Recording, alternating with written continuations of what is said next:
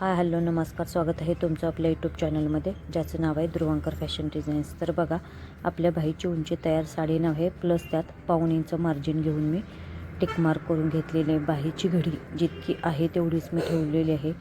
लागला तर पुढं मी एक्स्ट्रा 1.5 इंचाचा जोड देणार आहे.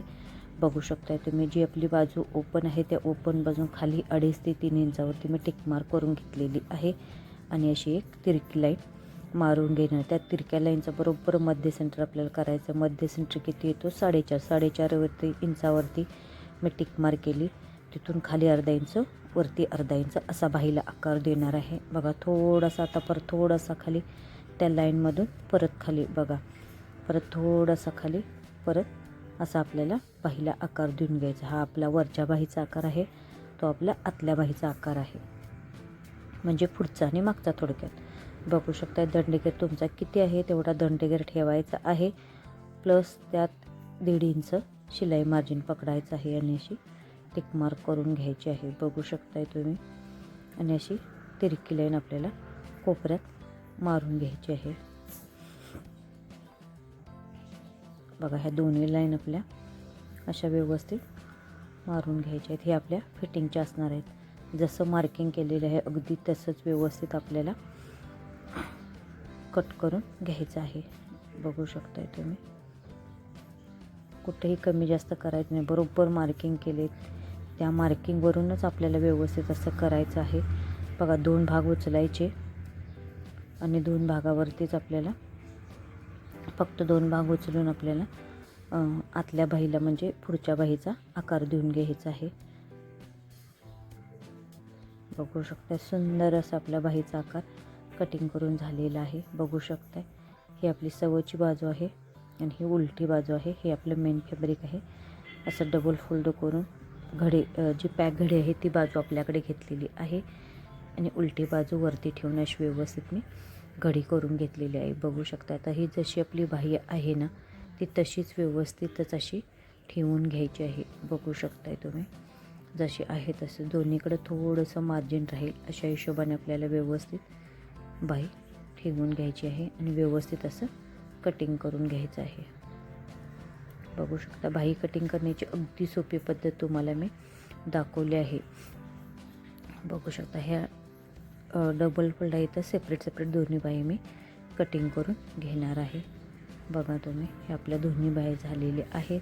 आपण सवचं उलटं मार्किंग करून घेतलेलं आहे. फक्त आता पुढची बाजू आणि मागची बाजू व्यवस्थित बघून आपल्याला बाही जोडून घ्यायची आहे. बघू शकता, एक ह्याच्यासाठी मी ट्रिक सांगते तुम्हाला. आपली पुढची बाही ही माझ्या डाव्या हाताकडच्या बाजूला येणार आहे. बघू शकता, आता परतची घडी टाकताना ती माझ्या उजव्या हाताकडे येईल अशा हिशोबाने मी टाकणार आहे. बघा, खालच्या बाजूने फक्त पाव इंच मार्किंग पकडत आपल्याला एक स्ट्रेट लाईन अशी ओढून घ्यायची आहे. बघा, आपले झाले. आता ही व्यवस्थित अशी हाताने प्रेस करत आपल्याला स्लीव्ज जोडून घ्यायची आहे. बघू शकते, अगदी हाताने व्यवस्थित प्रेस करत ह्याच्यावरून व्यवस्थित अशी दाबटीप मारून घ्यायची आहे. बघू शकताय तुम्ही.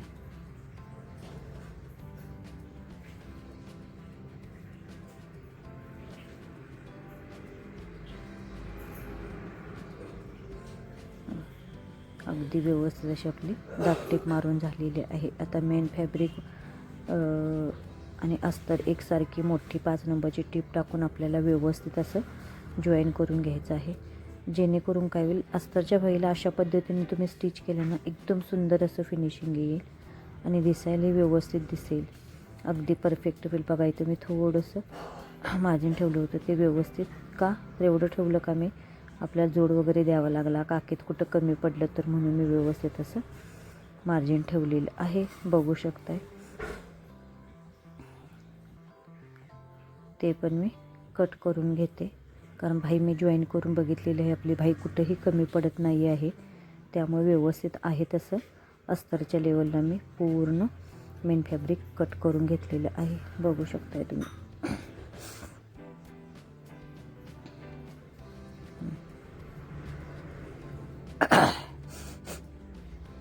बघा, किती सुंदर अशी आपली सिंपल सोबर बाही कटिंग करून स्टिचिंग करून झालेली आहे. अगदी सोप्या पद्धतीने बाही कशी कट करायची, ती कशी शिवायची याची संपूर्ण डिटेल माहिती तुम्हाला पूर्ण व्यवस्थित संपूर्ण टिप्स आणि ट्रिक्स सहित सांगितलेली आहे. ही बाही कट करण्याची अगदी सोपी पद्धत आहे. ज्यांना येत नाही त्यांना पण जमेल.